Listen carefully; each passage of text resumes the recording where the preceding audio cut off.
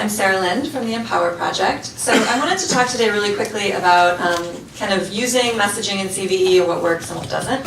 So I thought we would take as a case study the Welcome to ISIS Land, which probably most people here are familiar with, but if you're not, I will just describe it briefly. So this was put out by the State Department in 2014, and it was a satiric take on an ISIS recruiting video.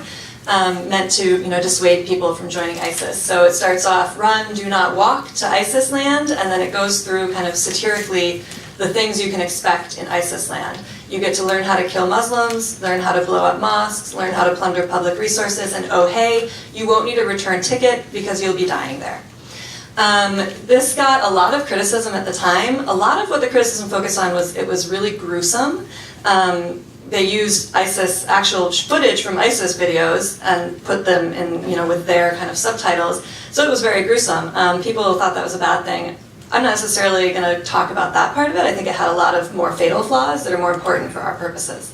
So first of all, the messenger matters. And, right at the end of the video, it says that it's coming from the US State Department.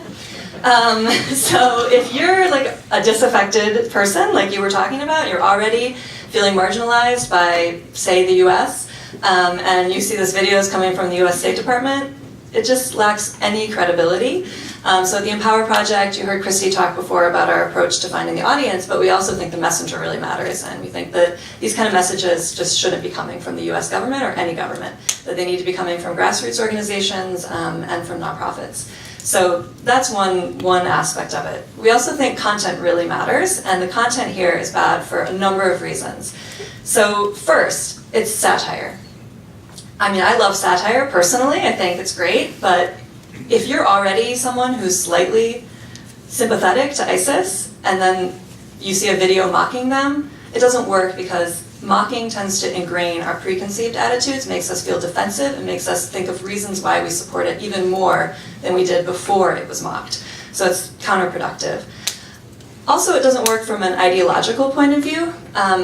ISIS supporters, if you tell them, the idea was to, I heard one quote, strip away the righteousness of ISIS by saying they kill Muslims. But if you already support ISIS, you believe that the people that they kill are not true Muslims, so you don't care that you're killing them. It doesn't strip away the righteousness. Plundering public resources. You think those resources are owned by states that don't deserve to be there in the first place. You're like, great, let's go plunder some more public resources. And a one-way ticket. That doesn't matter to you because you think that's your path to martyrdom and heaven. So even the things they put in there weren't effective from a counter-messaging point of view. But more importantly, counter-messaging just isn't very effective. If you think about Coke, and you're trying to sell your product. Sure, you can put out an ad talking about why Pepsi's bad, and after the Kendall Jenner episode, you probably did. But that's not the most effective way to do it. You also have to tell people why they should be drinking Coke. Okay, you need to create an identity around a Coke drinker. Who are you if you drink Coke? Starting way back in the 70s, or maybe it was even the 70s, when they had that, Happy People on a Hill commercial that's so iconic.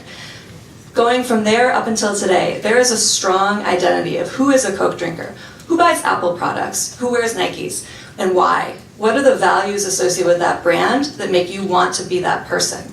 And none of what we have done so far in our counter-messaging to ISIS and other extremist groups' messaging has put enough of a brand focus on what is the alternative. And not only just a brand focus, but a narrative focus. What's an alternative life story for these people who have nothing in mind right now, and that's why ISIS can grab them and pull them in and say, we're going to give you a story that lets you be a hero, and they don't have an alternative. So we think we need to give them an alternative that creates an identity and a network and makes them feel like they can be heroes and be something significant and meaningful. You can't just counter, and you can't just use alternative, not alternative facts like DC alternative facts, but actual alternative facts.